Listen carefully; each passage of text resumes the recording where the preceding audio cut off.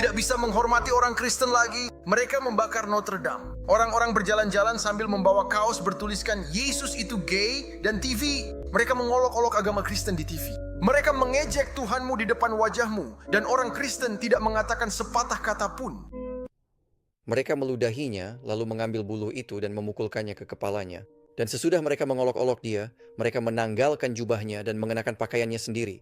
Kemudian mereka membawa dia keluar untuk disalibkan. Ketika ia dicaci maki, ia tidak membalas dengan caci maki. Ketika ia menderita, ia tidak mengancam. Tetapi ia menyerahkan dirinya kepada Dia yang menghakimi dengan adil. Sebab aku telah memberikan teladan kepadamu, supaya kamu juga berbuat seperti yang telah aku lakukan kepadamu. Aku berkata kepadamu, seorang hamba tidak lebih besar dari tuannya, dan seorang utusan tidak lebih besar dari Dia yang mengutusnya. Kekristenan bukanlah Islam.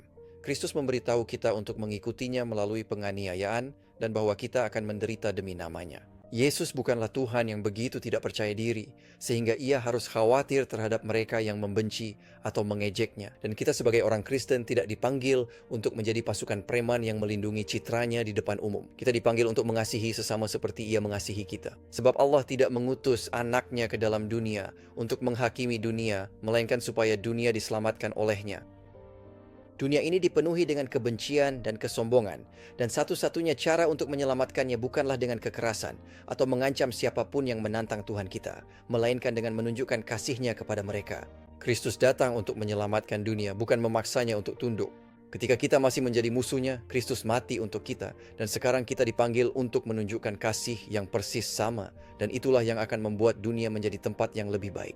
Jadi tidak heran jika penelitian menunjukkan bahwa kekristenan berkorelasi dengan penurunan konflik bersenjata antar negara, serta berkorelasi dengan lebih banyak kebebasan sipil, demokrasi dan pendidikan, stabilitas politik, dan pemberdayaan warga negara, sedangkan Islam tidak berkorelasi dengan hal-hal tersebut, bahkan justru berkorelasi dengan peningkatan konflik bersenjata antar negara.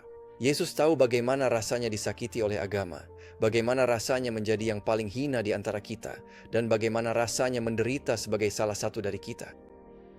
Dia dengan rela meninggalkan tahtanya dan menjalani kehidupan yang seharusnya kita jalani, tetapi mati dengan kematian yang seharusnya kita terima. Itulah Tuhan yang bisa aku ikuti. Itulah Tuhan yang bisa aku serahkan hidupku kepadanya. Tuhan yang tidak pernah meninggalkan tahtanya karena rasa tidak amannya dan menuntut para pengikutnya untuk melindungi citra publiknya, bukanlah Tuhan kasih atau keselamatan, sedangkan Kristus, dalam kebijaksanaannya yang tak terbatas, tahu bahwa satu-satunya cara untuk menyelamatkan dunia yang dipenuhi kesombongan dan kebencian adalah dengan kasih. Dan dia memulai revolusi itu dengan memberi teladan. Itulah mengapa kita tidak mengejar orang-orang karena membakar gedung yang bisa dibangun kembali atau mengenakan kaos yang tidak membahayakan siapapun. Kita di sini untuk menyelamatkan jiwa, dan kamu melakukannya dengan mengasihi mereka, bukan memaksa mereka untuk tunduk. Yesus Kristus mengasihimu, dan meskipun kita adalah orang berdosa, kami orang Kristen akan berusaha sebaik mungkin untuk menunjukkan kasih itu.